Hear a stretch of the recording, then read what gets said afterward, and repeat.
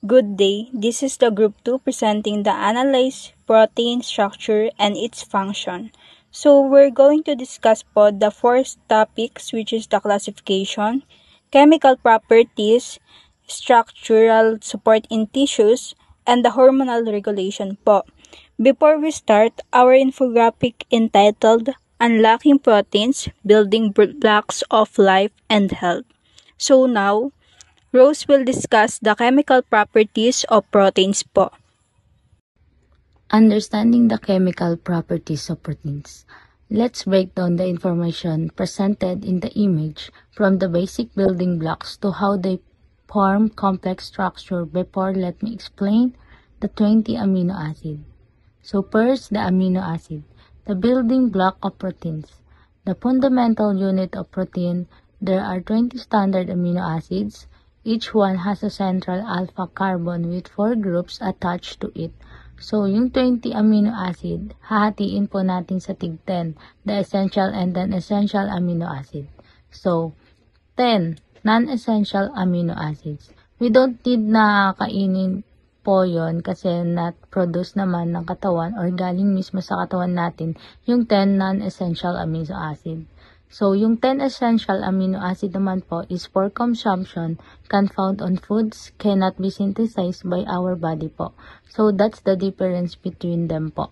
So, look at the image, we can see the R group po which give each amino acid its unique properties like whatever it is acidic, basic, or non-polar po.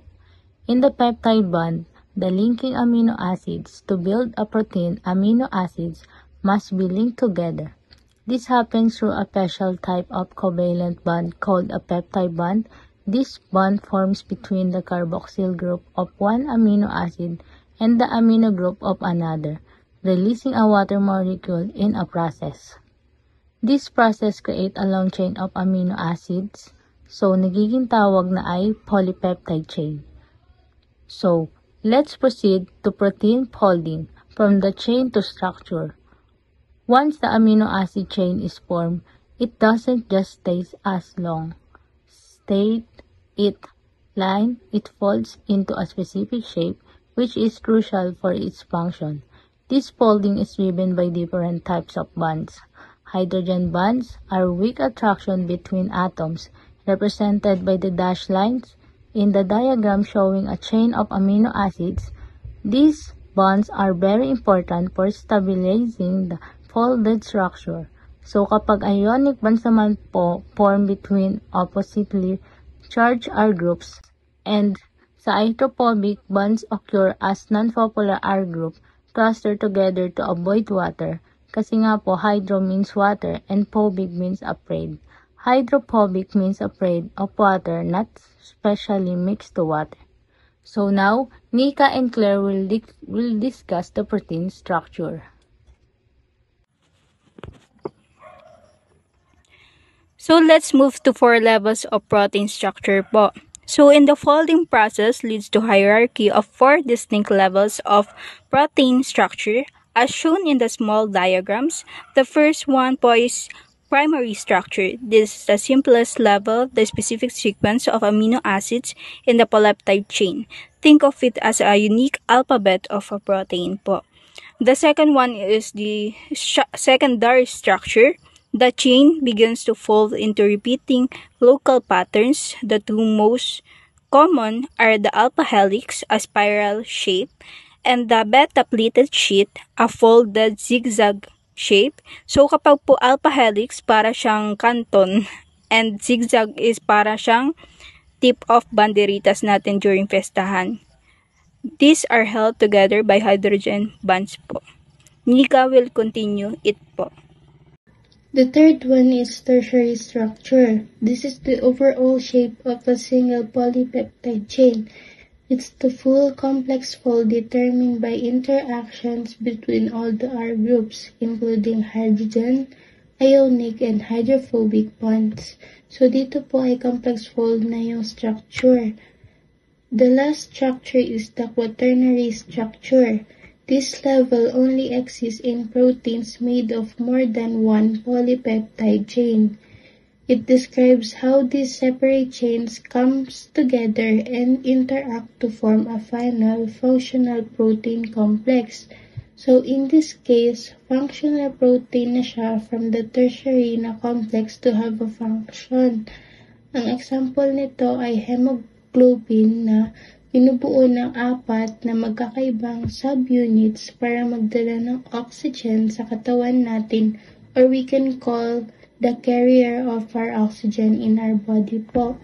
In simple term, a protein starts as a simple chain of amino acids or primary structure, which then fold into local patterns, which turn in secondary structure, and finally collapses into its complete shape, which is tertiary and sometimes quaternary structure, to become a functional molecule. So now, we will discuss the structure support in tissue po. Okay, so let's move on po sa structural support in tissues. In this part, we will focus on structural proteins which give us strength and framework to different tissues in our body. Let's start po with collagen. Collagen has a triple helix structure. Ito ay parang tatlong magkakahiwalay na hibla na magkakadikit, making it very strong. This strength allows it to resist stretching or pulling forces. That's why collagen is found in our bones, tendons, and skin. It keeps them firm and taut. Sa keratin naman po, ito ay makikita sa hair natin, nails, and also to our skin po, which provide our protection against any kind of barrier po. Now, ano yung importance nila? Structural proteins po is to maintain tissue integrity. Ibig sabihin po, buo at malusog ang mga tissues. Mahalaga rin po sila sa wound healing at injury prevention, which is very important po talaga sa nursing practice. Ang example po nito is yung bones po natin and sa muscle po. Sa bones po, collagen plus mineral makes them hard and strong. Kaya perfect siya for our framework. Sa muscle naman po, we have actin and myosin. These proteins po cause muscle contraction through the sliding filament theory, give us strength for movement and support po. So in simple terms po, structural proteins are like the scaffolding or frameworks of our body po. They give us strength po, stability, and mobility, which are all essential for our daily life. We are done with structural proteins. Macy will explain the hormone and regulation naman po. So the last one we are discussing in this infographic naman po is the hormone regulation section naman po. Ito ay patungkol sa kung paano gumagana ang mga hormones sa katawan natin to deliver messages to our cells. Ang mga hormones ay parang mga chemical messengers na galing sa endocrine glands. Which is, if we talk about endocrine naman po, we actually think it's about hormones. So let's talk about the steps. So in step 1, which is hormone binding, dito ang isang glycoprotein hormone. An example of this would be insulin, FSH, and LH po. So insulin is basically the one that helps regulate our blood glucose levels po. And FSH, which is also known as follicle stimulating hormone. Ito ay isang hormone na nag-help mag-start ng puberty and control reproduction. And luteinizing hormone, or LH, in girls is the one that basically gives the go signal for the ovary to release an egg, which is called ovulation. It also helps the ovary make progesterone. Ito ay isang hormone na nagpe-prepare sa female body for possible pregnancy. In boys, however, it tells the testes to make testosterone po. It is basically the main male hormone, and in turn, that hormone helps with sperm production and puberty changes like deeper boys and more muscle and body hair in their male bodies po. So, itong mga glycoprotein hormones po na nabanggit, which is insulin, FSH, and LH, ay nasa dugo hanggang sa makita niya ang right receptor sa surface ng isang cell. To the receptor is like the lock, at ang hormone is the key. May dalawang klase ng receptor na nabanggit, which is GPCR at RTK. In step 2, we have receptor activation. In this case, it activates na po or does the signal activation. So as we can see sa flowchart po, the process starts with step 1. A hormone is released and then finds and attaches itself to a specific receptor. And then this binding starts an intracellular cascade, which is basically a chain reaction of signals inside the cell. Lastly, this intracellular leads to a specific effect, like gene activation or a change in cell behavior. So the last one we are discussing in this infographic naman po is the hormone regulation section naman po. Ito ay patungkol sa kung paano gumagana ang mga hormones sa katawan natin to deliver messages to our cells. Ang mga hormones ay parang mga chemical messengers na galing sa endocrine glands. Which is, if we talk about endocrine naman po, we actually think it's about hormones. So let's talk about the steps. So in step 1, which is hormone binding, dito ang isang glycoprotein hormone. An example of this would be insulin, FSH, and LH po. So insulin is basically the one that helps regulate our blood glucose levels po. And FSH, which is also known as follicle stimulating hormone. Ito ay isang hormone na nag-help mag-start ng puberty and control reproduction. And luteinizing hormone or LH in girls is the one that basically gives the go signal for the ovary to release an egg, which is called ovulation.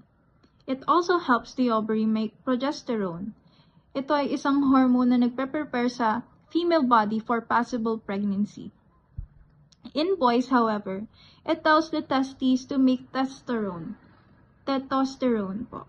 It is basically the main male hormone, and in turn, that hormone helps with sperm production and puberty changes like deeper boys and more muscle and body hair in their male bodies po.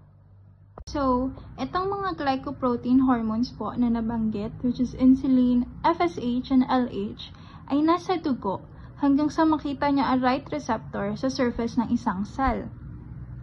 To the receptor is like the lock, at ang hormone is the key. May dalawang klase ng receptor na nabanggit, which is GPCR at RTK. In step 2, we have receptor activation. In this case, it activates na po or does the signal activation. We are done with steps in hormone. We have 2, the insulin and the glucagon, which in terms of insulin, it talks about the lowering of blood glucose, while glucagon, it brings our blood glucose into high level. So that's the difference po. So as we can see sa flowchart po, the process starts with step 1. A hormone is released and then finds and attaches itself to a specific receptor. And then this binding starts an intracellular cascade, which is basically a chain reaction of signals inside the cell. Lastly, this intracellular leads to a specific effect, like gene activation or a change in cell behavior. So, ayun lang po yung paliwanag ng information infographic namin in proteins and amino acids, which present the chemical properties, 4 levels of protein structure, and the structural support in tissue, and the last one is hormone regulation. Hope that you understand this presentation highlighting the importance of proteins and amino acid. So again, our information infographic is entitled Unlocking Proteins, Building Blocks of Life and Health. Again, this is the group 2 po, and thank you.